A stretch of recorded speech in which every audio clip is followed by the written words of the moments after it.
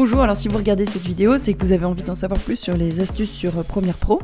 Je vais vous expliquer dans cette vidéo comment on peut recadrer automatiquement une séquence.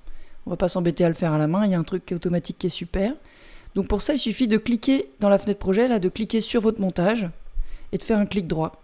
Quand vous faites un clic droit, c'est toujours une bonne idée de faire un clic droit d'ailleurs, vous pouvez voir qu'ici, on vous propose de recadrer automatiquement la séquence. Alors on se laisse guider, on clique dessus, et là, il nous propose un nouveau nom de la séquence, sympa. Et ici, le format de la cible. Là, par exemple, on va faire un premier test avec un format carré. Vous voyez, automatiquement, ça change le nom de la séquence.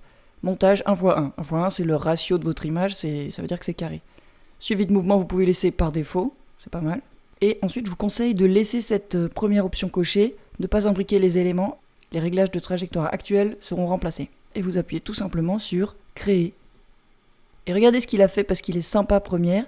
Il a créé un nouveau chutier dans lequel il y a les séquences recadrées automatiquement. Moi, je retrouve ici mon montage en carré. Je vois qu'il me l'a automatiquement ouvert, donc montage 1x1, donc c'est le ratio carré, et je peux regarder ce qui se passe. Effectivement, j'ai bien un montage en carré. Donc lui, ce qu'il a fait, c'est qu'il a analysé l'image et il a essayé de mettre les gens au cœur de l'image.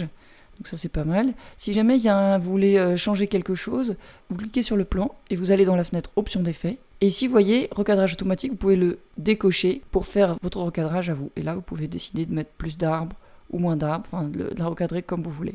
Donc c'est vraiment super, ça le fait automatiquement, ça marche très bien. Regardez, je vais vous faire une autre manip avec un autre format. Je clique toujours à la base sur le montage d'origine, clic droit, recadrer automatiquement la séquence. Je vais choisir cette fois-ci un 9/16e. Et voilà, c'est parti. Donc là, on a bien le montage 9/16e. Et vous voyez qu'il a bien mis les têtes des personnages au milieu de l'image. Et là, par exemple, il va falloir que je le recadre à la main. Donc je décoche recadrage automatique. Je clique sur trajectoire. Et moi-même, voilà. Voilà, vous en savez plus sur le recadrage automatique. Vous avez vu que c'est vraiment très simple. Maintenant, vous savez ce qu'il vous reste à faire.